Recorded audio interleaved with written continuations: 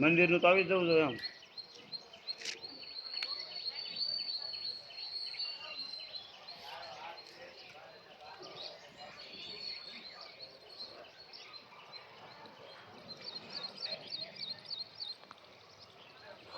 મારી દુકાન દેખાય રહ્યું ન દેખાતી હોય.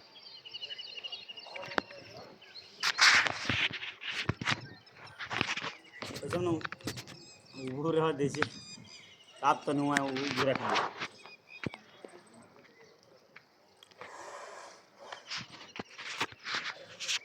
સોંટાડી દીધું ઘડી સરળ છે.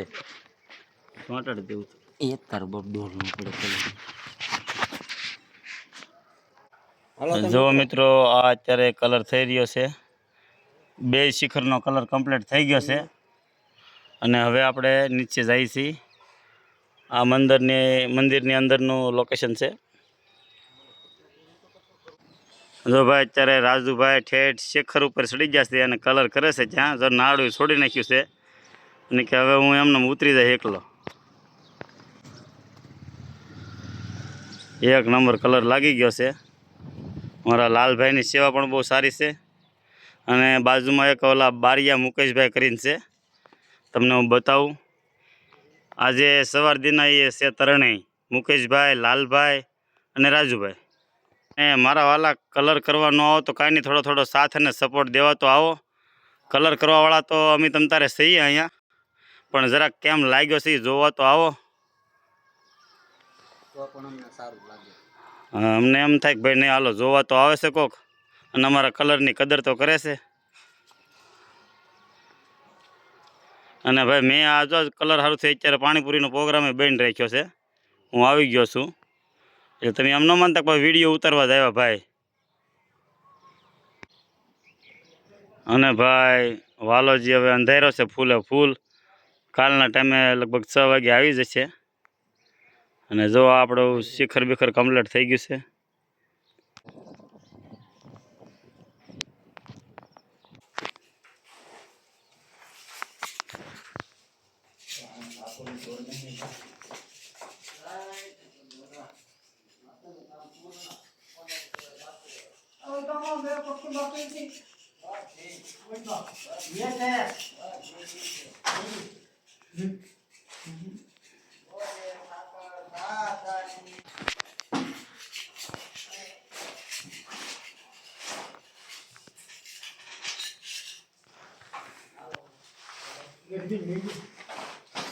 લીધા ને બાપુને તો લેવા જ પડે ને.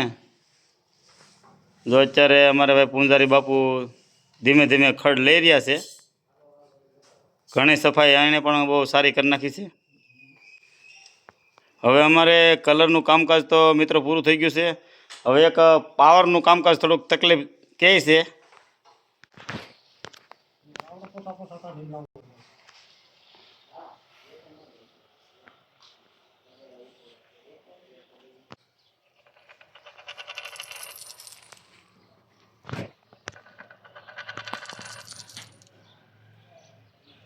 જો મિત્રો કેમ કલર એક નંબર લાગે ને. હવે